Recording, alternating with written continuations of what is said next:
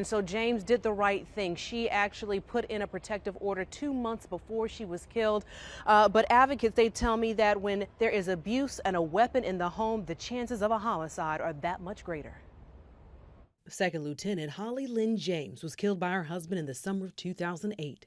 She was stationed at Fort Bragg, and when she failed to show up for her nursing shift at the military hospital, it was a red flag. I think it's important that if our friend has confided in us that they may be experiencing domestic violence in their relationship, that we create some type of safety plan in place.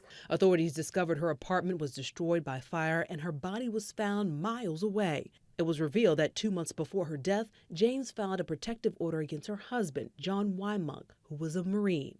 Domestic violence advocates say women in the military experience intimate partner violence at a rate of around 36%. We also know that folks who are in the military oftentimes have PTSD diagnoses.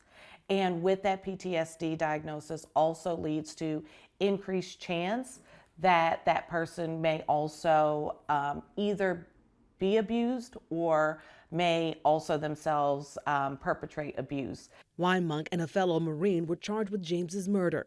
Advocates say access to a weapon in a domestic violence situation can be deadly. We do know that when there is domestic violence in a home and a firearm in a home, a person is much more likely to die of a homicide than someone who has not experienced domestic violence and does not have a firearm in the home. Williams says military folks have options. They can go the civilian route and speak with a local domestic violence office, or they can go to the family advocacy program on base to seek support. What is important is that if you know you're in an abusive relationship and you're thinking about leaving, that you engage in safety planning with your local DV agency, and also engage with the court system if you feel that that is a safe place for you to go.